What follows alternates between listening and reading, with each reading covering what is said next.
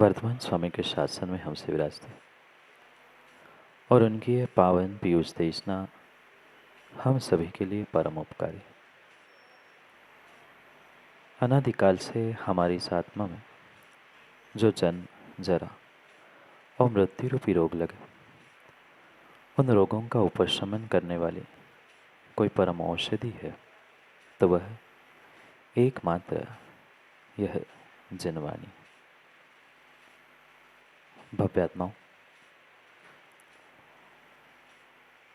जो जैन धर्म का चिन्ह या जो 3 लोक का सिंबल आपने कई बार देखा होगा, मंदिर में भी बना होता है और उसके नीचे लिखा हुआ भी कई बार आपने पढ़ा होगा, परस्पर पग्रहो जीवाना। उसे पढ़ा भी, पर मैं पूछना चाहता हूँ माँ, उसे हमने समझा कितना? मात्र मनुष्य और मात्र जीव ही नहीं, अपितु इस संसार का, इस ब्रह्मांड के, इस विश्व के प्रत्येक द्रव्य में ऐसी शक्ति है कि वह स्वयं से अधिक दूसरे का उपकार करता है। जीव द्रव्य तो चेतना से युक्त है, विशेष ज्ञानवान है, ये तो सत्य है ही, पर जिसके पास ज्ञान नहीं है, जिसके पास चेतना नहीं है, ऐसा धर्म, अधर्म, आकाश, काल और पुद्गल भी प्रत्येक द्रव्य के प्रति कहीं न कहीं उपकार करता। जो आप श्वास ले रहे हो, छोड़ रहे हो, जो ये आपको शरीर प्राप्त हुआ है, ये पुद्गल का ही उपकार है। पुद्गल द्रव्य भी जीव पर और मात्र जीव पर नहीं, अनेकानेक द्रव्यों पर उपकार करता। और पुद्गल की क्या कहे, धर्म अधर्म ये भी तो कभी ठहरने के लिए, गमन करने के लिए, आकाश अवगाहन देने के लिए, काल परिवर्तन वर्तना के लिए निमित्त बनते हुए उपकार करता है। जब ब्रह्मांड के, विश्व के ये 6 ही द्रव्य एक दूसरे के लिए उपकार करना जानते हैं, एक दूसरे के लिए उपकार करते हैं, तो क्यों ना जीव द्रव्य को भी आपके उपकार के बारे में सोचना चाहिए। जिसके पास ज्ञान नहीं है, जिसके पास विवेक नहीं है, जिसके पास बुद्धि नहीं है, जिसके पास कुछ भी नहीं है, ऐसे पुद्गल, धर्म, अधर्म, आकाश, काल, ये 5 द्रव्य जब जीव द्रव्य को उपकृत करते हैं, जीव द्रव्य को उपकार करते हैं, और जीव क्या सभी द्रव्यों का उपकार करते हैं, तो फिर मैं तो ज्ञानवान हूँ, मैं तो बुद्धिमान हूँ, मेरे पास विवेक है, सब कुछ होने के बाद भी अगर हम उपकार की भावना ना समझे, उपकार की भावना ना बना पाए, तो मनुष्य बनना, और मनुष्य ही नहीं, आप तो मनुष्यों में भी श्रेष्ठ हो, नहीं हो पाटुदी जी? मनुष्यों में भी श्रेष्ठ हो, जैन कुल मिला। क्या ये अन्य मनुष्यों से आपको कुछ विशेष बनाने के लिए पर्याप्त नहीं था? था, आगे भी रहेगा। पर जैन कुल में जन्मने के बाद भी उस सूत्र को, जिसे हमारे आचार्यों ने ब्रीद वाक्य बनाया है, हमारी पहचान बनाई है, परस्पर पग्रहो जीवानाम, क्या हमने उसे आत्मसात किया? शायद नहीं किया। ये हमारा कर्तव्य था माँ, ये हमारा कर्तव्य था कि एक जीव दूसरे जीव का उपकार करे। जब एक पुद्गल धर्म जैसे अजीव तत्व, अजीव द्रव्य भी हमारे लिए उपकार करते हैं, चलने के लिए धर्म द्रव्य निमित्त बनता है, चलने के लिए धर्म द्रव्य उपकार करता है, रुकने के लिए अधर्म द्रव्य उपकार करता है, जहाँ हम बैठे हैं वहाँ अवगाहना या आकाश द्रव्य दे रहा है, इतना उपकार उन अचेतन द्रव्यों का है, हमारा कुछ दायित्व नहीं बनता? हमारा कुछ समाज के प्रति, धर्म के प्रति, देवशास्त्र गुरुओं के प्रति और अपने स्वयं के जीवन के प्रति कुछ भी दायित्व नहीं बनता? बनता तो है, पर क्या करें ना, हम अपने जीवन के उपकार के बारे में समझ पा रहे हैं, ना हमारे जीवन में किए जाने वाले उपकारियों के बारे में हम समझ पा रहे। ये मनुष्य जीवन जैन कुल और जैन कुल में मिले हुए जो देव शास्त्र गुरु रूपी सच्चे साधन थे, ये विश्वास मानना आप पे किया जाने वाला उपकार ही है। हम बहुत सहजता से दूसरे ने किए गए उपकारों को भूल जाते हैं। हम तो कितना उपकार कर पा रहे हैं, कितनों के उपकार कर पा रहे हैं, ये भिन्न विषय है, पर हम पे किए गए उपकारों को भी हम बहुत सहजता से भूल जाते हैं, भूलते हैं। आज की पीढ़ी से पूछ लो, और आज की पीढ़ी, आने वाली पीढ़ी से क्या, बुजुर्ग पीढ़ी से भी पूछ लो, क्या जिन्होंने जन्म दिया, पाल पोस के बड़ा किया, उन माता पिता के उपकारों का बोध है? जिस धर्म में आप जन्मे हो, उस धर्म के प्रति उपकार करने की, उससे कुछ मिला है, उसके एहसानों का हमें कुछ विवेक है? शायद अगर इतना सा भी हमारे ऊपर किए गए उपकारों का, हमारे ऊपर किए गए एहसानों का बोध होता तो शायद ये विडंबना आज समाज की, आज देश की जो ये विडंबना दिख रही है, शायद ये विडंबना आज नहीं दिखती। आज जहाँ देखो, घर में, परिवार में, समाज में, देश में, राष्ट्र में, धर्म हो चाहे माता पिता हो, सच्चे देव शास्त्र गुरु क्यों ना हो, सर्वत्र हमें मात्र और मात्र विडंबना दिख रही है, क्योंकि जीव ने परस्पर उपग्रहो जीवानाम सूत्र भुला दिया। एक दूसरे का उपकार करना ये जीव का पहला कर्तव्य था, और उससे ही अहिंसा धर्म परिपालित होने वाला था। पर क्या करें, हम उपकार की भावना को भूल ही चुके हैं। भले ही हम दूसरों से उपकार कर पाए ना कर पाए, पर कम से कम इतना तो ध्यान रखे कि माँ दूसरों से देर से आके उपद्रव तो ना करे। हम उपकार की बात छोड़ ही दे, हम उपकार कम करते हैं और उपद्रव ज़्यादा करते हैं। हम स्वयं देर से आए, स्वयं को भी विघ्न, और जो बैठे उनको भी विघ्न। सुनना ही है तो समय पे आए, और देर से आए तो दूर बैठ जाए। पर समस्या यही है कि बैठना तो हमें आ गई है, और आना भी देर से ही है। यही तो आचार्यों ने बताया है, परस्पर उपग्रहो जीवानाम। पर क्या करे, आज ज़माना बदल गया है। कल भी जैसे रावका जी ने नया रिमिक्स बनाया था, आजकल सूत्रों में भी सुधार हो गया है, परस्पर उपग्रहो नहीं, परस्पर उपद्रवो जीवानाम।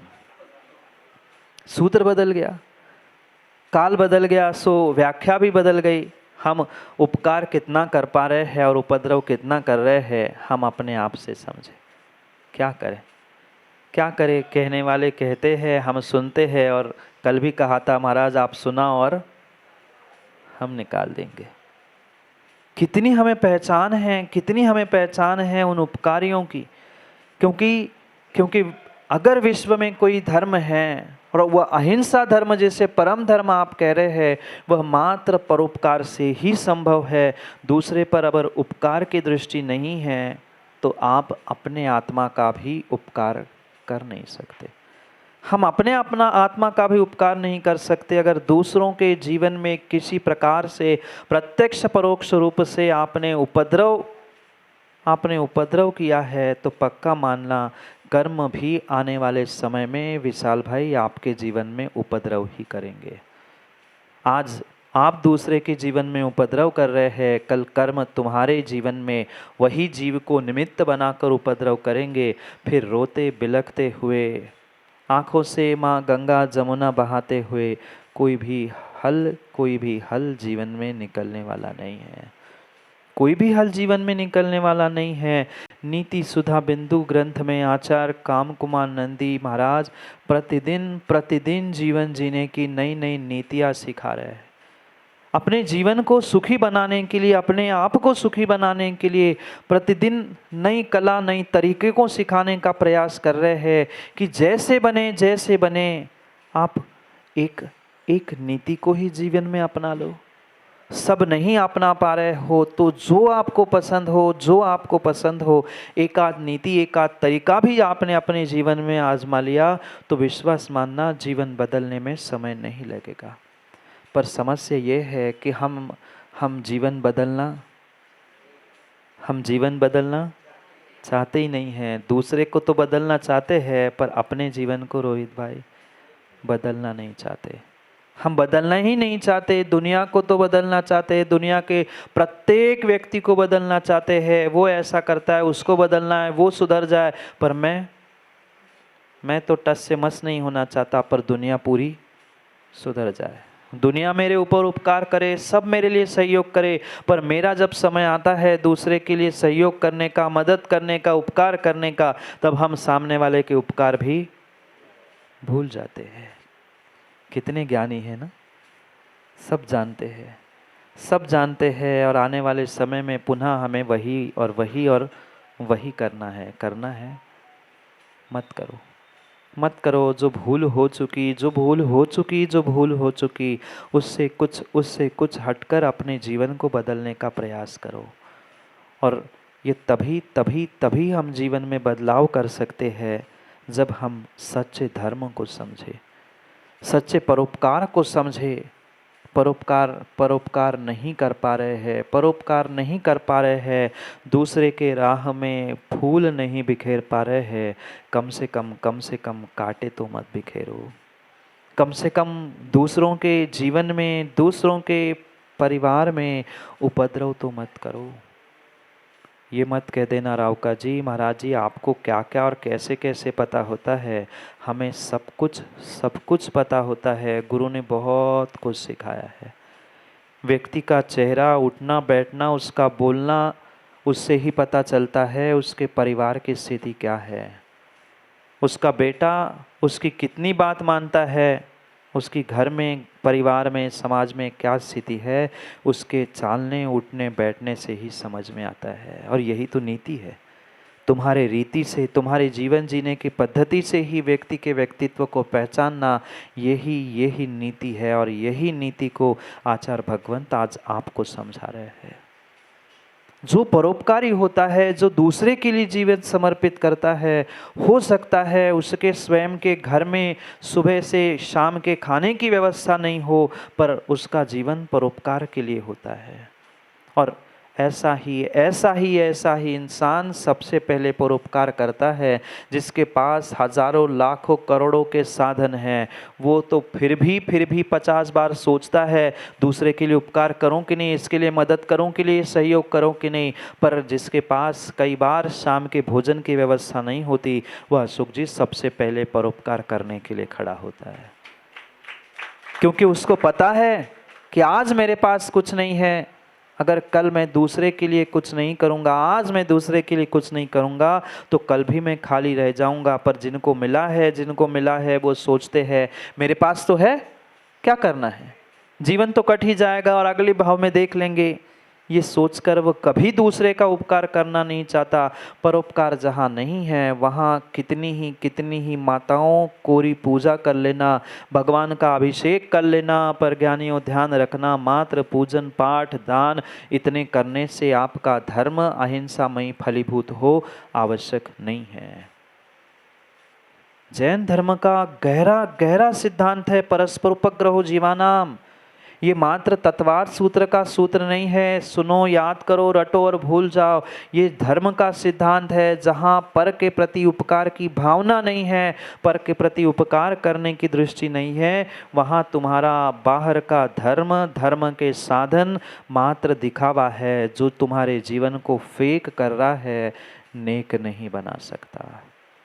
जीवन को नेक बनाने की ही कला हम नीति सुधा बिंदु ग्रंथ के माध्यम से समझ रहे हैं। आज परोपकार रूपी धर्म को समझा रहे हैं। अपने हृदय में अपने जीवन में हम टटोल कर देख ले कि हमारे भीतर कितना परोपकार भरा है। हमारे भीतर कितना परोपकार भरा है। वह परोपकारी परोपकारी महान महान महान पुण्यात्मा पुरुष स्वयं की थाली में अगर एक भी रोटी रखी हो और कोई भूखा भीख मांगने आ जाए, भूखा कोई रोटी का टुकड़ा मांगने आ जाए, अपने अपने थाली में से रोटी निकाल कर देता है। आप भी तो देते होंगे भीख माँ, कोई मांगने आता है तो आप भी तो देते हैं। सेठानी भीख तो देती है पर खोजती है कि कल की रोटी जो बची थी वो भिखारी को दे दे। रोज 50 रोटी घर में बनती है, अपने अपने अपने जीवन में और अपने परिवार में, और अपने माँ भोजनशाला रसोई घर में खोज कर देख लेना, 50 रोटी रोज बनती है। पर कोई रोड पे भीख मांगने आता है, दरवाजे पर रोटी मांगने आता है, तो माँ पहले खोजती है कल की बासी रोटी बची हो तो बासी रोटी उसको खिलाए, क्योंकि घर वालों को अच्छी रोटी खिलाई। 4 रोटी नहीं बना के खिला देते तो कितना किलो आटा खत्म होता माँ, कितना किलो आटा खत्म होता। पर अपने आप से विचार कर लेना, जब भी देने की बारी आती है, कपड़े भी किसी को देने की बारी आती है तो फटे पुराने कपड़े ही जो कभी कई सालों से रखे थे वो देने की इच्छा होती है। स्वयं के लिए तो नए, परिवार के लिए तो नए, पर देने की बारी आई तो देने की बारी आई तो फटे पुराने कपड़े और बासी रोटी की ही याद आती है। वह सेठानी बासी रोटी खोजती है फ्रिज में, कहीं रखी हो तो भिखारी को दे दे। अलमारी में खोजे जाते पुराने कपड़े गरीब को देने के लिए। रोज नए कपड़े एक गरीब को दे दे तो काम कम ना पड़े। इतना धन, इतनी संपत्ति होने के बावजूद भी ये सोच ही नहीं बनती, ये हमारी सोच ही नहीं बनती कि मैं पर का उपकार करूं।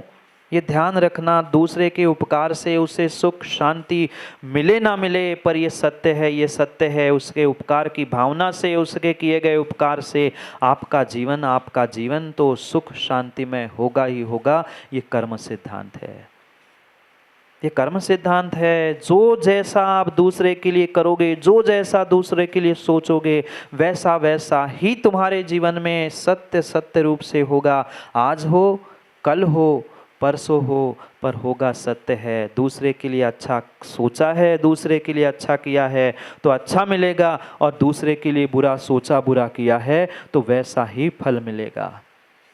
तीव्र तीव्र पुण्य के उदय में जीव इस सत्य को समझ नहीं पा रहा है, पर सत्य यही है, सत्य यही है। परस्पर उपद्रवो जीवानाम। क्या है सूत्र माँ? परस्पर उपद्रवो जीवानाम नहीं, परस्पर उपद्रवो नहीं है, परस्पर उपग्रहो है। एक दूसरे का उपकार करना तो सीखो, एक दूसरे पर उपकार करना सीखो। कर पाओ नहीं कर पाओ, कम से कम करने की भावना तो रखो, पुरुषार्थ तो करो। आज नहीं तो कल आपकी भावना, आपका पुरुषार्थ फलीभूत होगा। पर हम कभी विचार ही नहीं करते, हम कभी उस हद तक सोचते ही नहीं हैं। मैं तो कह रहा हूँ, नहीं कर पा रहे हो दूसरों पे उपकार, मत करो, मत करो, मत करो। ना दूसरे पर उपद्रव करो, ना दूसरे पर उपकार करो, पर कम से कम जिन्होंने आप पर उपकार किए हैं उन उपकारियों के उपकारों को तो स्मरण करो। प्रत्येक जीव पर कहीं ना कहीं किसी न किसी का उपकार होता ही होता है। भले ही कृतघ्न बनकर, पापी बनकर उपकारी के उपकार को भूल जाओ, पर ऐसा कोई इंसान नहीं है, ना छोटा ना बड़ा, ना पैसे वाला ना गरीब, जिसके जीवन में किसी का उपकार नहीं। ऐसा इंसान, ऐसा मनुष्य, ऐसा जीव होता ही नहीं है, होता ही नहीं है, होता ही नहीं है। अरे माँ बाप ने अगर पाला पोसा नहीं होता, माँ ने गर्भ में नहीं उपकार किए होते, तो शायद क्या आपका यहाँ जन्म होता? नहीं होता। पिता ने अगर संस्कार नहीं दिए होते तो क्या आज आप मंदिर में बैठकर जिनवाणी सुन पाते? नहीं। पर व्यक्ति का जब तीव्र पुण्य का उदय आता है, किए गए उपकारों को भी वह तत्क्षण भूल जाता है। वो यही कहता है, मेरा पुण्य था सो माँ ने ऐसा किया, पिता ने ऐसा किया, गुरु ने ऐसा किया। ये भले ही तुम कितने ही ज्ञान की बातें उपादान से, अपने शक्ति से कह देना, पर ध्यान रखना, निमित्त रूपी उपकार तुम्हारे ऊपर नहीं होते, माता पिता, सच्चे देव शास्त्र गुरु के, तो आप आज धर्म सभा में बैठने की योग्यता नहीं रखते। धर्म सभा में बैठे हैं हम, घर में, परिवार में, समाज में एक प्रतिष्ठित बनकर घूम रहे हैं, इसके पीछे कहीं न कहीं आपके आपके माता पिता, बुजुर्ग और सबसे अधिक परोपकारी गुरु का अगर उपकार नहीं होता तो शायद इन जिन मंदिरों में जिनेंद्र भगवान की पूजा करते हुए माताओं आप नहीं मिलते। जाकर देख लेना।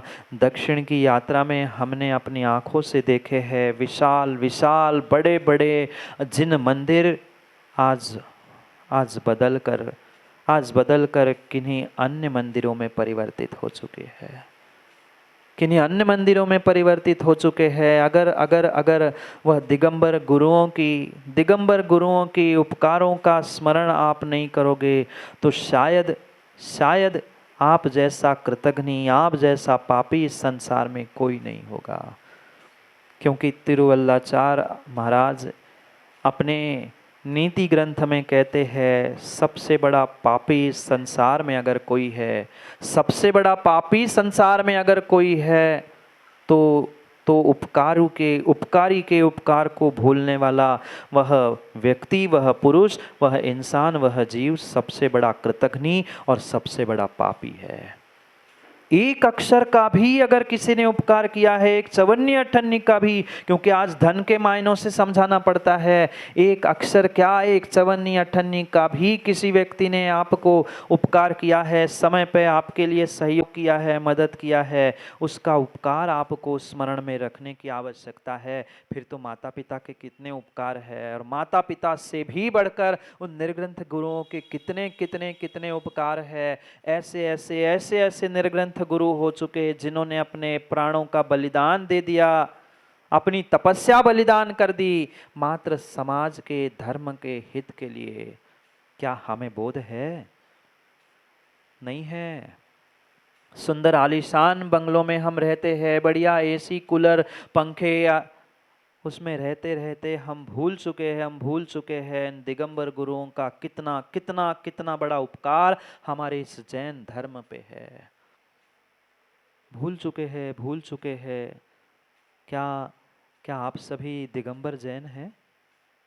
आप सभी दिगंबर जैन हैं? बोलो हाँ। नहीं है? दिगंबर जैन हैं? कहाँ से हो दिगंबर? कहाँ से दिगंबर हो? एक नहीं, दो नहीं, चार चार, 10 कपड़े पहने पहने भी अपने आप को जैन साहब, रितेश जी दिगंबर जैन कहलाते हैं। ये ध्यान रखना दिगंबर जैनियों, कान खोलकर ध्यान रखना। आप अपने आप को दिगंबर जैन कहते हो ना, तो ये दिगंबर गुरु की बदौलत है। दिगंबर गुरु नहीं होते तो आज दिगंबर समाज नहीं होती। किस बात के दिगंबर? किस बात के दिगंबर जैन हो आप? सर से लेकर नख तक आप कपड़ों में और आभूषणों में और पता नहीं किन किन से, किन परिग्रह से लदे हुए हो। मात्र और मात्र ये दिगंबर गुरुओं की ही बदौलत है, जिनकी बदौलत आज आप दिगंबर जैन समाज के मुखिया और ठेकेदार बनकर घूम रहे हैं। पर उनके उपकारों को हम भूल चुके। क्यों? आज मुझे पद मिल गया, आज मुझे सब कुछ मिल गया। कहाँ के गुरु? हमें तो सब कुछ मिल गया। भूलो मत नीतिकारों ने, और मात्र जैन धर्म के ही नीतिकारों ने, आचार्यों ने नहीं, ब्रह्मांड के किसी भी नीति पे खोज लेना, सभी नीतिकारों ने यही लिखा है कि पापियों का सबका सबसे बड़ा सरदार अगर कोई है तो किए गए उपकारों को भूलने वाला वह कृतघ्नी है। गुरुओं के उपकारों को याद तो करो माताओं। आज जो ये आप तीर्थंकरों की पूजा मंदिरों में बैठकर खुले सर खुले दिमाग आके कर रहे हो ना, ये मात्र उन निर्ग्रंथ गुरुओं की ही बदौलत है। अगर वे सीना तान कर सबके सामने खड़े नहीं होते ना, तो आज आपके आने जाने के रास्ते भी बंद होते। लखनऊ वालों को तो बहुत अच्छे से पता है, लखनऊ वालों को तो बहुत अच्छे से इतिहास पता है डालीगंज कर गेट के। पर नीरज जी, उन पर भी कट्टा रखने वाले मिलते हैं। ये कृतघ्नी है, ये धर्मात्मा है। ये धर्मात्मा हैं, अपने आप को सच्चे देव शास्त्र गुरु के भक्त मानने वाले हैं। धिक्कार है ऐसे धर्मात्माओं पर जो जो मात्र धर्मात्मा बनने का ढोंग करते हैं और किए गए गुरुओं के उपकारों को, गुरुओं को तक भूल जाते हैं। किसी एक व्यक्ति विशेष को, किसी एक व्यक्ति गुरु की बात नहीं कर रहा हूं मैं, तो निर्ग्रंथ साधुओं का चरित्र, चारित्र और उनका परोपकारमय धर्म समझने की आज आवश्यकता है। क्यों आज की पीढ़ी गुरुओं से दूर हो रही है? क्यों आज की पीढ़ी गुरुओं से दूर हो रही है? मात्र उनके उपकारों का एहसान आज की ही पीढ़ी को नहीं है, बुजुर्गों को ही नहीं है, आने वाली पीढ़ी को आप क्या खाक सिखाओगे? पता है कितने आचार्यों ने समर्पण किया, कितने निर्ग्रंथ मूल्यों को बलि चढ़ना पड़ा? होश नहीं है। माताओं जैसे जैसे तेल तिलहन से निकलता है, ऐसे ऐसे उस कोलू में, जानते कोलू? पहले जमाने में कोलू चलता था जिसमें वह तिलहन डाली जाती थी, सरसों तिल आदि, उससे तिल निकाला जाता था, बैल चलता था। उस बड़े बड़े कोलू में मैं जब जब कहता हूं ना, मेरे तो रोंगटे खड़े होते। आप जानो आपका काम जाने, माँ एक नहीं दो नहीं 700 मुनिराजों को एक साथ उस कोलू में पेला गया था, फिर भी मुनिराज के मुख से ची नहीं निकली थी धर्म को बचाने के लिए। आज हम धर्म को तक बेचने के लिए तैयार है। धर्म क्या, गुरु को तक बेचने के लिए तैयार होते हैं अपने स्वयं के मान सम्मान ईमान और धन की सुरक्षा के पीछे। कहां गया वजूद? कहां गया वजूद? किस बात के हम धर्मात्मा? कहने वाले फिर हमें बुरे लगते हैं, कठोर शब्द लगते हैं, पर सत्यता यही है जिन्होंने अपना पूरा जीवन मात्र परोपकार के लिए दिया। ठीक है, परोपकार के साथ उन्होंने स्वयं का उपकार किया भी, पर ज्ञानियों, कम से कम आप पे किए गए उपकारों का बोध तो करो। नहीं कुछ कर पा रहे हो, उनकी सेवा, उनकी वैयावृत्ति, उनकी व्यवस्था नहीं कर पा रहे हो, कम से कम 24 घंटे में, माँ ऐसा कभी समय जाता है 24 घंटे में 1 मिनट आधा मिनट उनके उपकारों का हम बोध करते हैं? नहीं। कभी ये भावना भाकर हम अपने मुख में ग्रास रखते हैं कि उपकारी गुरुओं के निर्विघ्न आहार हो जाए, फिर अपने मुख में झूठा करूं? नहीं। सुबह उठते ही आजकल बेड टी चालू हो गई है, वही खाओ वही पियो, वही मोबाइल वही टीवी वही खाओ, सब कमरे में ही व्यवस्था हो गई है। क्या करें? आने वाली पीढ़ी को दोष मत दो, आने वाली पीढ़ी को, माता पिताओं दादा दादियों दोष मत दो। आपको कितना है, आपको उनके उपकारों का कितना कितना कितना कितना वजन और कितना बोझ याद है, ये याद करो और फिर आने वाली पीढ़ी को दोष दो। भूल चुके हैं कितने कितने निर्ग्रंथ गुरुओं की खुलेआम गर्दन अलग की है। 2-4-8 दिन अफसोस करते, अरे हम तो खिलाफ है, हमें ये करना चाहिए, सरकार को ये सिखा देंगे वो सिखा देंगे। जैसे ही 8वें दिन वह सरकार आके तुम्हारे चरणों में गिर जाती है, हाथ जोड़ती है, धन का लालच देती है, फिर भूल जाते हैं, फिर वही जीत के आ जाती है। क्या है विडंबना? क्यों भूल रहे हो साधुओं के उपकारों को? एक अगर कथाएं करने लग जाऊं ना तो 4 महीने कम पड़ जाएंगे। ऐसे ऐसे उपकार निर्ग्रंथ साधुओं के हैं। आज ये जो जैन समाज बची है ना, जितनी भी बची है, वह मात्र उनकी बदौलत बची है। फिर भी गुरुओं को बारे में बोलने के लिए क्या जाता है? फिर जागे जी कहते, बुरी नहीं मानना, मैं तो कह रहा हूं, कह ही देता हूं। फिर जागे जी कहते हैं महाराज को क्या है, महाराज तो गुस्सा करते, महाराज तो डांटते रहते हैं, किस लिए डांट रहे हैं, किस लिए कह रहे हैं, किस लिए समझा रहे हैं, ये भी समझने की आवश्यकता है। ये सत्य को समझो। अगर वह रुख गुरु ने उस समय और आज नहीं अपनाया होता तो ध्यान रखना समाज कब की तहस नहस हो जाती। आप आंखें खोलकर आगम ग्रंथों को वहां पढ़ो, ये बहुत सारी समाज आपने पढ़ा हो नहीं पढ़ा हो, हमने गुरु के माध्यम से इतिहास पढ़ा है। कई सारी समाज, पाटोदी जी, खंडेलवाल समाज, अग्रवाल समाज और ऐसी कई सारी समाज है जिनका इतिहास आगम ग्रंथों में लिखा है। किन्हीं कारणों से परिवर्तित होने के बाद ऐसे ऐसे आचार्य महाराज हुए, उन्होंने आहार जल का त्याग कर लिया। जब तक 100 जब तक 100 श्रावक जो मेरा धर्म छोड़ के गए, दूसरे से मतलब नहीं, जो मेरा धर्म छोड़ के गए हैं, वे जब तक परिवर्तित होकर जिन धर्म को धारण नहीं कर रहे हैं, वितराग प्रभु गुरु को नहीं मान रहे हैं, तब तक मेरा आहार जल का त्याग। आज का कोई होता ना, आज का कोई होता ना, तो आज का कोई होता तो यही कहता, कैसे ढोंगी है देखो, अपना बनाने के चक्कर में भूखे मर रहे हैं। यही कहेगा आज का इंसान।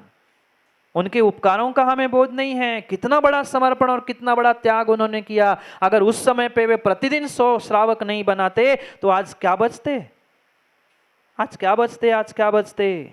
आज अगर कोई ऐसे करने लग जाए ना तो धीरज भाई कहेंगे भैया दूर रहो, तुम रहे तुम्हारा धर्म रहे, हमें न धर्म से मतलब ना गुरु से मतलब। ऐसे गुरु तो हमने देखे ही नहीं है। क्या करें, क्या करें, आज दोनों तरफ से बजाने वाली समाज हो चुकी है। जब तक मेरी प्रशंसा करो, मेरी वाह वाह करो, तब तक जय जय गुरुदेव, जय जय गुरुदेव। और थोड़ी सी प्रशंसा, थोड़ा सा ही नाम लेना रावका जी का बंद कर दिया तो कल से कहेंगे गए गए गुरुदेव, गए गए गुरुदेव, अब नहीं जाना है। अपनी सोच के बारे में सोचो। कितना बोध है हमें गुरु के उपकारों का। कितनी बार खिलाते हो माँ, कितनी बार गुरु को दिन में खिलाते हो। घर में स्वयं 4 बार खाते हो, नहीं 2 बार तो खाते ही खाते हैं। घर वालों को कितनी बार खिलाते हैं, स्वयं कितना कार्य कराते हैं, करते हैं और करवाते हैं। सोचो गुरु को कितना सारा देते हैं। कितनी बार खिलाते हैं दिन में, 1 बार खिलाते हैं और निकालते कितनी बार है, लेते कितनी बार है। जितनी बार जाते हैं, जितनी बार जाते हैं, जितनी बार जाते हैं, उतनी बार कुछ ना कुछ लेते ही लेते हैं। चाहे चाहे मुख से जिनवाणी सुन ले, चाहे कुछ ले ना ले, पर कम से कम इतनी भावना तो, इतनी भावना तो नहीं रहती। कुछ मिले ना मिले, इतनी भावना तो रहती रहती है कि गुरुजी कम से कम आशीर्वाद तो दे दो। वे भले ही पढ़ाई लिखाई कर रहे हैं, वे भले ही अपने ध्यान में लगे हैं, भले ही अपनी साधना में लगे हैं, पर भावना तो श्रावक की यही रहती है, हाथ उठा के आशीर्वाद तो दे दे। आंख उठा के देख ही ले, वे अपनी साधना छोड़कर, अपना अपना सब कुछ छोड़कर आपके लिए सब कुछ दे रहे हैं। और आपका इतना भी कर्तव्य नहीं बनता कि उनके उपकारों को याद रखे। मैं ये नहीं कह रहा हूं कि आप भी उनके लिए कुछ करो, मत करो, कुछ मत करो, पर कम से कम 24 घंटे में अपने मुख को झूठा करने से पहले उन उपकारी गुरुओं का एक बार स्मरण तो कर लो। एक बार स्मरण तो कर लो। क्या उन निर्ग्रंथ गुरुओं ने आहार किए? क्या उनके आहार निर्विघ्न हुए? आज व्यक्ति सोचता है, आज का श्रावक यही सोचता है कि लखनऊ चले गए तो लखनऊ वाले जाने, सादतगंज गए तो वहां के समाज जाने, हमें क्या लेना देना। नहीं, किसी व्यक्ति को नहीं कह रहा हूं ना, मैं एक घटना के लिए कह रहा हूं, मैं तो सामान्य बात कह रहा हूं। अपने हृदय को हर व्यक्ति टटोल के देखे। मैं तो पूरे समाज के लिए कह रहा हूं। 1 2 4 6 10 लोग होने से काम नहीं होता। हर व्यक्ति चाहता है मैं सेवा करूं, पर यह ध्यान रखना 2-4 दिन में, 1 दिन में कोई व्यवस्था नहीं होती। अरे सेवा ही करनी है तो ऐसे ऐसे ऐसे श्रावक और ऐसे भी जीव है जो अपना घर परिवार छोड़कर महीनों महीनों गुरु की सेवा में लिए लगे हैं। घर छोड़कर गुरु की सेवा के लिए, वैयावृत्ति करने के लिए, आहारदान करने के लिए पहुंचते हैं। ऐसी भावना भी कभी हम संजोए ना, ऐसी भावना भी तो कभी संजोए। पर माँ तो सोचती है अरे बड़े महाराज आहार नहीं ले रहे हैं, अब छोटे महाराज को कौन देगा, रहने दो। बड़े महाराज लेंगे, बड़े महाराज वैयावृत्ति कराएंगे तो ही चलेंगे, तो ही आहार देने जाएंगे, नहीं तो छोटे महाराज तो महाराज है ही नहीं है। क्या करे, जहाँ बड़ा नाम, बड़ी फेम, बड़ी प्रसिद्धि मिलती है, वहाँ तो आगे पीछे सैकड़ों घूम रहे हैं।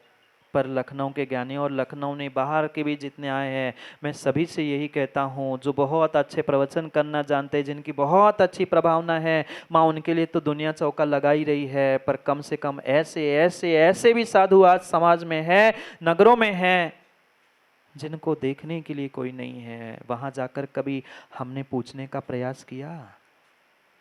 नाम के लिए, पटिया के लिए लाखों करोड़ों देने वाले संसार में, देश में बहुत सारे हैं, पर ऐसे निर्ग्रंथ उपकारियों के प्रति उपकार करने की भावना से वहाँ जाकर 4 दिन 8 दिन कभी हमने चौका लगा के पड़घान करने का प्रयास किया?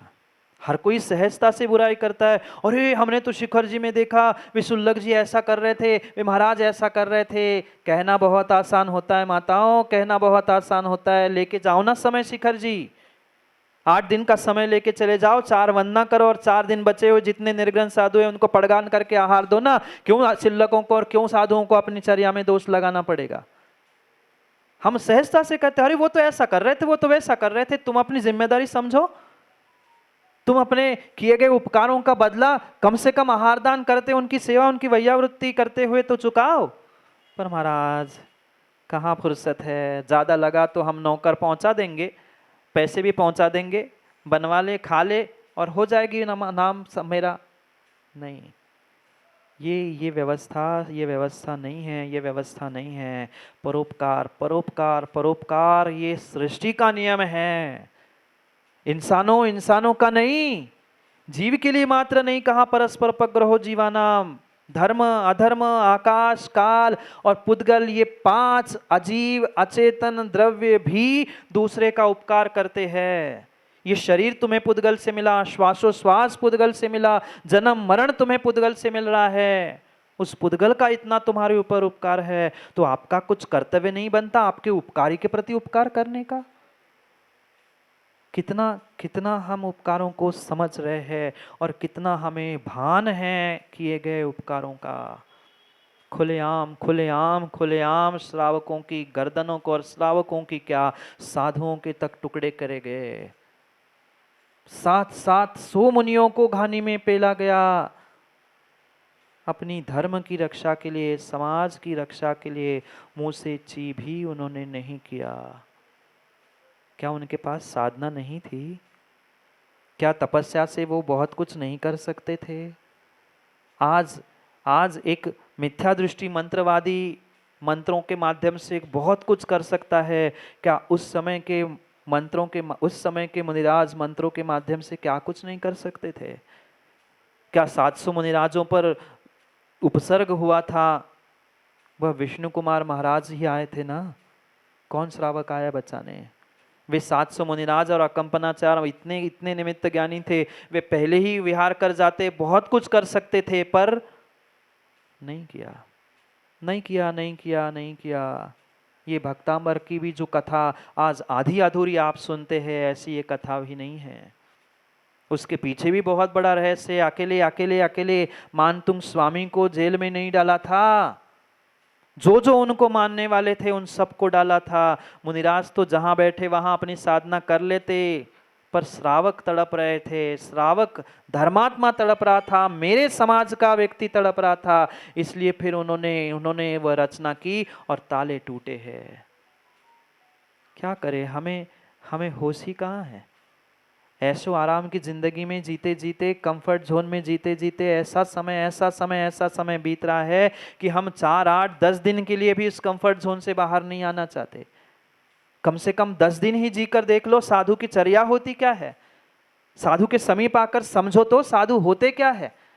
हमने दूर से ही देख लिया, दूर से ही समझ लिया और दूर से ही हल्ला करना प्रारंभ कर लिया। अरे ये तो सच्चे नहीं है, ये तो अच्छे नहीं है, ये तो बुरे ही है, ये तो ऐसे ही है, ये तो वैसे ही है। अरे पास पहुंच के देखो तो, पास पहुंच के देखो तो। हम पास गए ही नहीं है, नजदीक पहुंचे ही नहीं है, नजदीक पहुंचे ही नहीं है, और बिना पहुंचे ही हम सब कुछ कहना, सब कुछ निर्णय देना सीख चुके हैं। एक एक निर्ग्रंथ गुरुओं की कुर्बानी है।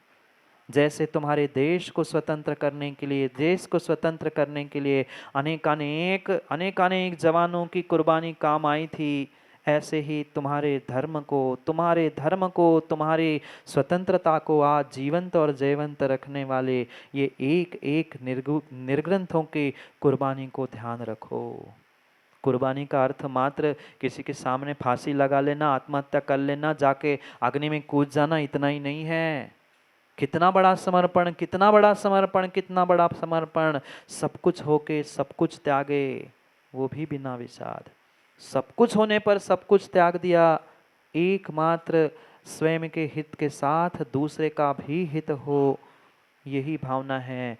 क्या आवश्यकता है गुरु को उपदेश देने की? क्या आवश्यकता है गुरु को उपदेश देने की?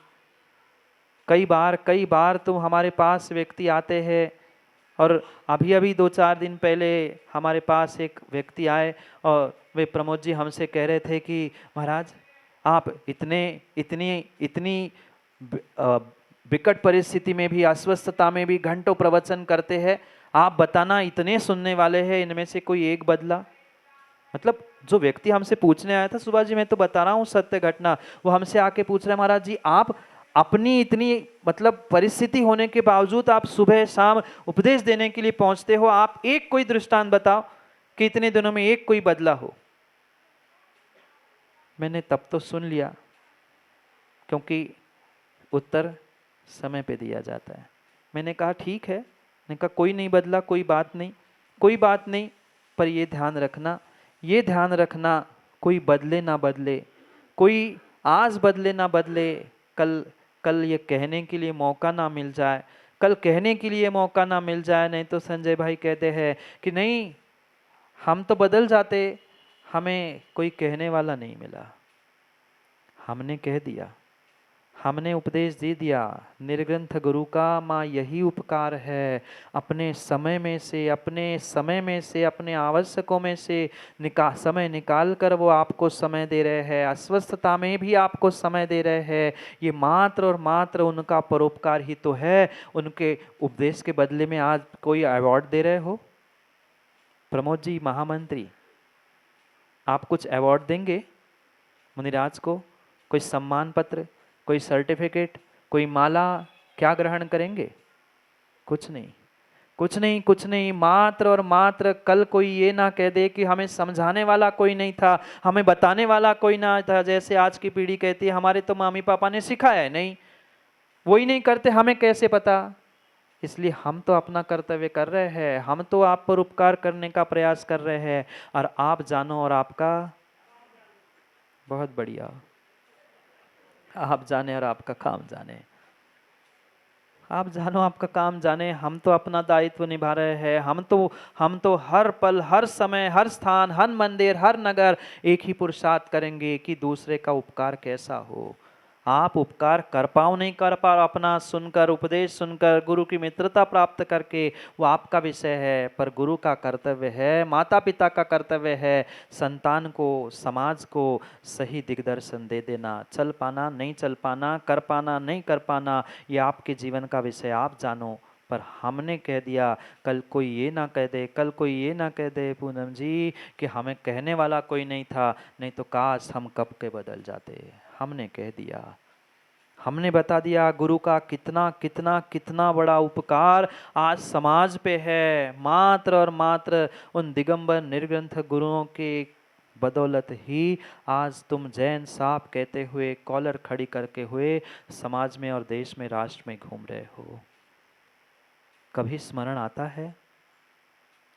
आता है जब कोई प्रशंसा करता है जैन साहब की, तो जैन साहब, भाई साहब बोलो ना। जब गले में माला पड़ती है तब हमें कभी स्मरण आता है कि मैं जैन, दिगंबर जैन मात्र इन निर्ग्रंथ गुरुओं की बदौलत हूँ? कभी उनकी जिम्मेदारी, कभी उनके किए गए उपकारों का हमें स्मरण होता है? नहीं होता। अपनी ऐशो आराम की जिंदगी से, अपने कंफर्ट जोन से हम बाहर आके कुछ करना ही नहीं चाहते। आहार भी देना है तो बहन तुम लगा लो मंदिर में, हम आएंगे धोती पहन के, साड़ी पहन के, आहार दे देंगे, देने मिल गया, वो भी बड़े महाराज लेंगे, तो नहीं तो हम नहीं देंगे। ये हमारा कर्तव्य था। जानते तो है महाराज जी, पर क्या करे, हम अपने कर्तव्यों को भूल चुके हैं। साधु ने, गुरु ने किए गए उपकारों को भूल चुके हैं। कितना सा लेते हैं आपसे माँ, कितना सा लेते हैं? तुम इतना सारा बनाओ, 56 भोग भी बनाओ, वे अपने अंजलि में जितना ग्रहण कर सकते हैं उतना ही ग्रहण करते हैं। पर क्या एक माँ का इतना भी कर्तव्य नहीं अपने संतान के प्रति? क्या माँ का इतना भी दायित्व नहीं अपने संतान के प्रति कि उसको उसको उसकी अनुकूलता से वह भोजन कराए? जैसे एक माँ अपने संतान को अनुकूलता देखकर भोजन कराती है, समाज के प्रत्येक श्रावक को आचार्यों ने माँ बनने के लिए कहा है। माँ बनने का मतलब साड़ी पहन के मत आना, हाँ, नहीं तो बात के बतंगड़ बनाने वाले बहुत सारे होते। महाराज ने कहा माँ बन जाओ, साड़ी पहन के आ गए माँ बन के, नहीं।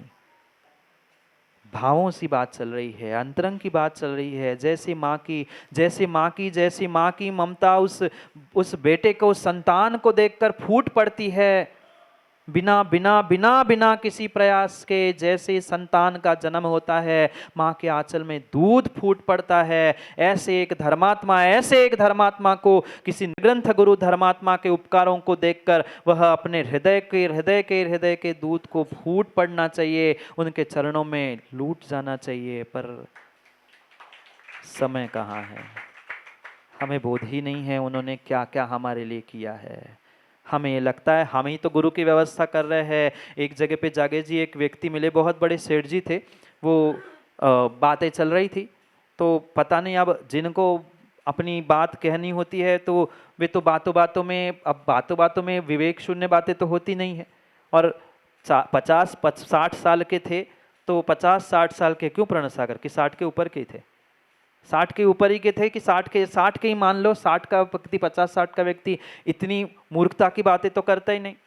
अपनी प्रशंसा करते करते करते करते ये भी भूल गए कि महाराज के सामने बैठे हैं हम। क्या है, वे भैया जी को पहले भोजन करा रहे थे, उन्होंने वहां तो भोजन कराते हुए भैया जी को बात कह दी, पर पुनः आके दोपहर में महाराज के सामने भी कहते क्या बात करते हो महाराज, हम जैसे अगर सेठ नहीं हो तो आप जैसे मुनिराजों का विहार कौन कराएगा? हम जैसे सेठ है तभी तो आपके आहार होते, तभी तो आपके विहार होते। हम सेठ नहीं है तो आपका क्या होगा? कौन कह रहा है? सेठ जी कह रहे हैं, सेठों ये भूल मत करना, सेठों ये भूल मत करना, ये भूल मत करना। सेठ है इसलिए निर्ग्रंथ नहीं है, सेठ है इसलिए निर्ग्रंथों की व्यवस्था नहीं है, निर्ग्रंथ है इसलिए आज तुम सेठ बनकर बैठे हो। ये कान खोलकर सुन लो। वे अगर छोड़कर नहीं आते तो तुम्हें क्या मिलता? ये क्यों नहीं सोचते, ये क्यों नहीं सोचते, ये क्यों नहीं सोचते? सेठ को तो अहंकार था, सेठ को तो अहंकार था कि हम करा रहे हैं व्यवस्था, आप नहीं करा रहे हो, आप उनकी व्यवस्था नहीं करा रहे हो माताओं, आप उनको आहार दान देकर उनका पेट नहीं भर रहे हो, आप अपने भविष्य का पेट पुण्य से भर रहे हो। ये बात ध्यान रखना, आप अपने भविष्य का पेट पुण्य से भर रहे हो, उनका पेट भर के आप उनका कुछ करो ना करो, पर आपका पुण्य बढ़ रहा है। इसलिए ये कहा है कि पर का उपकार करना सीखो। अरे उपकार नहीं कर रहे हो, उपद्रव से तो बचो, और उपद्रव से नहीं बच पा रहे हो, कम से कम किए गए उपकारों का भान तो रखो। इतना सा आप चुटकी भर देते हो, चुटकी भर देते हो। अरे मुट्ठी भर दे, मान लो मुट्ठी भर देते हो, और कितना बड़ा अहंकार, कितनी बड़ी बात है। नहीं, ये भूल मत करो, ये भूल मत करो। आप देते इतना सा हो और लेते इतना सारा हो, कम से कम ये तो सोचो। ये प्रकृति का नियम है, ये प्रकृति का नियम है। प्रकृति भी आपसे इतना सा ही लेती है, देती बहुत कुछ है।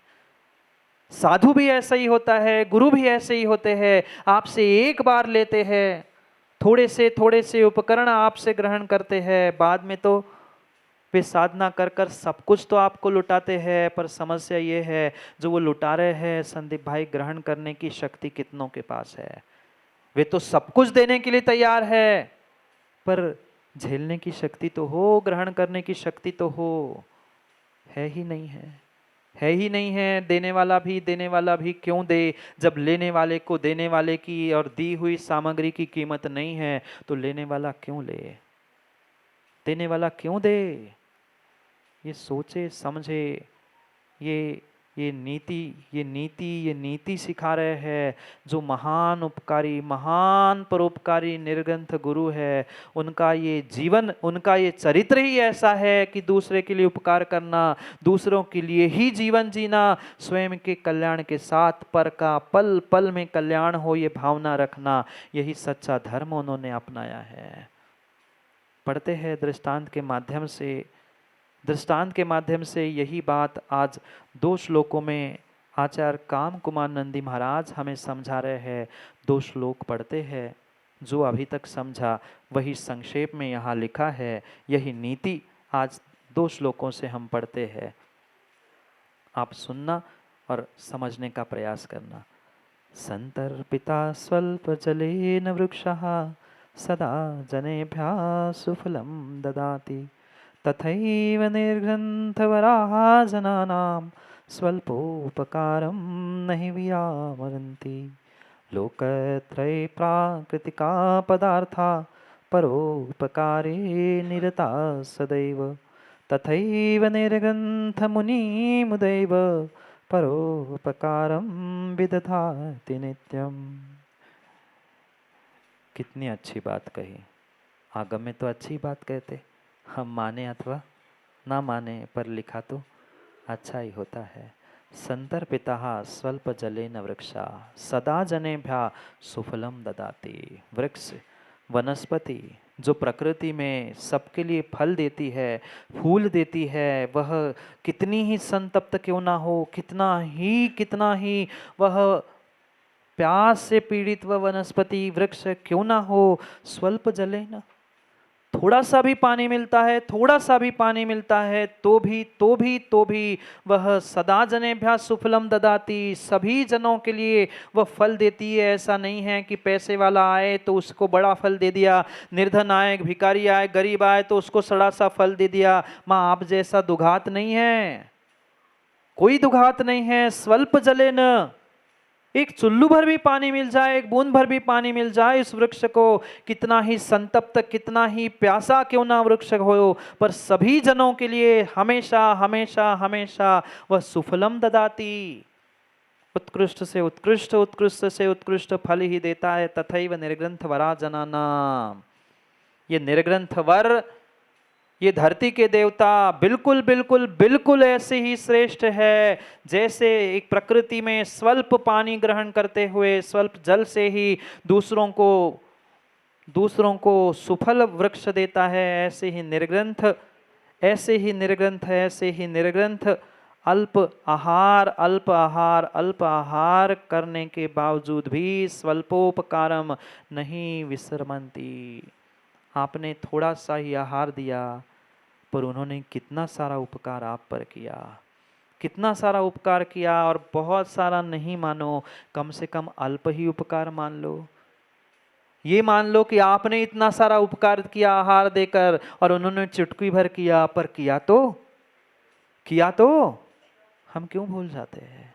क्यों भूल जाते हैं उनके उपकारों को। लोकत्रय प्रकृति का पदार्था, तीनों लोक में जितने पदार्थ है, जितनी प्रकृति है, वे परोपकार निरता सदैव, वे सदैव ही पर का उपकार करते हैं। धर्म द्रव्य, अधर्म द्रव्य, आकाश द्रव्य, काल द्रव्य, पुद्गल द्रव्य भी परोपकार करता है। और इंसानों, तुमने तो रट के रख दिया परस्पर उपग्रहो जीवानाम, परस्पर उपग्रहो जीवानाम, पर कितना उपग्रह कर रहे हैं, दूसरों का नहीं कर रहे। कम से कम जिन्होंने उपकार किया उनके उपकारों का बदला तो चुकाने का प्रयास करो। पर हमें समय कहाँ है, फुर्सत कहाँ है। आज व्यवस्था ही ऐसी बना के रखी है कि हम अपने कंफर्ट जोन से बाहर आना ही नहीं चाहते। कहाँ निर्ग्रंथ साधु, कहाँ निर्ग्रंथ साधु, और कहाँ हम लोकत्रय, तीनों लोक में हर हर हर हर द्रव्य उपकार कर रहा है। तथैव निर्ग्रंथ मुनि मुदैव, ऐसे ही निर्ग्रंथ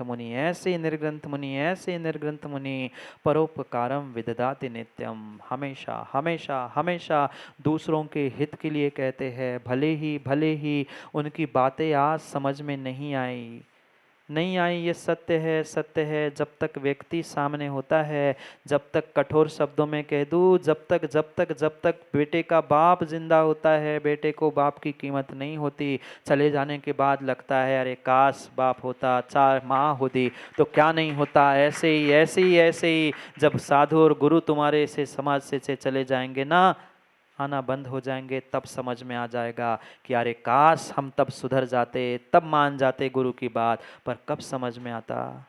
कब समझ में आता? जब गुरु चले जाते हैं, मौका छूट जाता है, फिर कोसते हैं, फिर रोते हैं, फिर भी लगते, अरे हम मान लेते गुरु की बात, हम मान लेते पिता की बात, हम मान लेते। अब क्या है, अब क्या है, अब क्या है, अब चिड़िया चुग गई खेत, अब चले गए, अब मलते रहो हाथ सालों साल। नहीं है कीमत हमें गुरु की, सहजता से मिल रहे हैं, सहजता से मिल रहे हैं, इसलिए कीमत नहीं है, इसलिए कीमत नहीं है। पूछो जिनके जिनके में सालों साल निर्ग्रंथ गुरु के चरण जिनके नगर में नहीं पड़ते ना, माँ उन नगरों में जाकर पूछ लेना। हमें सब सहजता से हर साल पकड़ के कोई ना कोई ले ही आते हैं, मिल ही जाते हैं, नहीं मिले तो आसपास 1 2 4 8 दिन के लिए हम हो ही आते हैं, उतने में संतुष्ट है। उनके उपकारों को तो समझो, कितने कितने कितने उपकार उन्होंने हमारे ऊपर किए हैं। नहीं कह सकते, नहीं कह सकते, नहीं कह सकते। ध्यान रखो, सोच लो, समझ लो, बहुत उपकार है, बहुत उपकार है। और इतने उपकार है कि आचार्य महाराज को 2 श्लोक कम पड़ गए निर्ग्रंथ गुरु के उपकार कहने के लिए। और भी आने वाले श्लोकों में वे गुरु के उपकारों को ही कहेंगे। अगर उपकारों का बोध और करना है, गुरु ने किए गए उपकारों को समझना है, उपकार क्या होते हैं ये समझना है, तो कल नहीं आओगे, आओगे सो पाओगे, नहीं आओगे सो तो खोल दोगे, क्योंकि समय तो अल्प ही है, समय तो अल्प ही है, समय तो अल्प ही है। गुरु के उपकार तो हर समय बरसते हैं, हर समय बरसते हैं। ग्रहण करने की शक्ति चाहिए, ग्रहण करने की शक्ति चाहिए। जिसके पास शक्ति ग्रहण करने की नहीं है, वो कभी गुरु के उपकारों को प्राप्त करके जीवन बदल नहीं सकता, जीवन को बदल नहीं सकता। जीवन के बदलने के लिए ये परोपकार में धर्म अपने अपने अपने आत्मा में धारण करो और नहीं कर पा रहे हो, तो जिन्होंने परोपकार को अपना धर्म बनाया है, अहिंसा को धर्म बनाया है, जिन्होंने जीवन अपना परोपकार के लिए दिया है, ऐसे निर्ग्रंथ गुरु के उपकारों को तो जीवन में मत भूलो, मत भूलो, मत भूलो। 10 दिन भी पर्युषण में और गुरु के उपकार आप अनुभूत करोगे। जो बैठेगा, जो अनुभूत करेगा, वही जानेगा कि गुरु का उपकार क्या होता है। अगर उपकार और अगर मित्रता सुब्रत नहीं मिल रही होगी, तो 200-300 लोग बाहर से गुरु के पास इतनी दूर हजारों किलोमीटर क्यों आएंगे? ये सोच लेना, ये लखनऊ के ज्ञानियों सोच लेना। मेहमान बनो, बहुत अच्छी बात है, नहीं तो उपकारी के साधना करने वालों के सहयोग और उपकार करते हुए मेज़बानी तो कर ही लो, क्योंकि पुनः मौका मिले, पुनः मौका मिले। ज़रूरी नहीं है पहली बार इस लखनऊ की धरा में ये अद्भुत शिविर होने जा रहा है। सोचे, समझे, विचार करें, क्योंकि जाने के बाद तो हर कोई कहता है, जाने के बाद तो हर कोई कहता है, मौका छूटने के हर कोई कहता है काश हम भी, पर बाद में कुछ नहीं मिलेगा, बाद में कुछ नहीं मिलेगा। इसलिए सोचे, समझे, विचार करें। गुरु की मित्रता, गुरु के उपकार को समय पर समझने के लिए समय सार उपासक साधना संस्कार शिविर से और अपने आप से जुड़ने का प्रयास करें, क्योंकि समय पे किया गया काम समय को दिलाता है। बोले भगवान महावीर स्वामी की।